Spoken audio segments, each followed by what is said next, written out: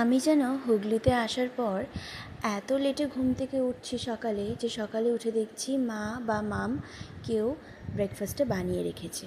তো আমি আগের দিন বললাম যে আমি কালকে ব্রেকফাস্ট বানাবো এবং আমি ডোসা বানাবো।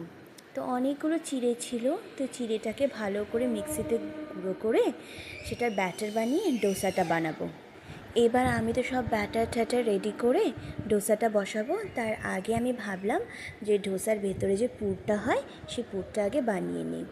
মাম দেখি সকালবেলায় উঠে আলুটা সেদ্ধ করেই রেখেছিল, আর আমাদের গাছে তো কারি পাতা আছেই, তো গাছ থেকেই ফ্রেশ কারি পাতা পাপা এনে দিয়েছিল।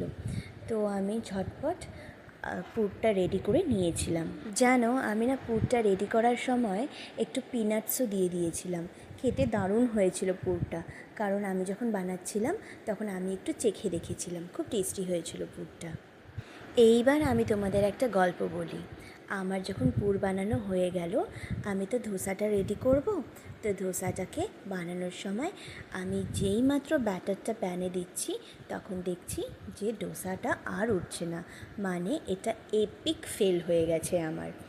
তারপর আর কি, সবাইকে বললাম যে ডোসা হবে না, আজকে স্যান্ডউইচ খেতে হবে। চলো, ব্লগটা এখানেই শেষ করছি। তোমরা খুব ভালো থেকো, সুস্থ থেকো।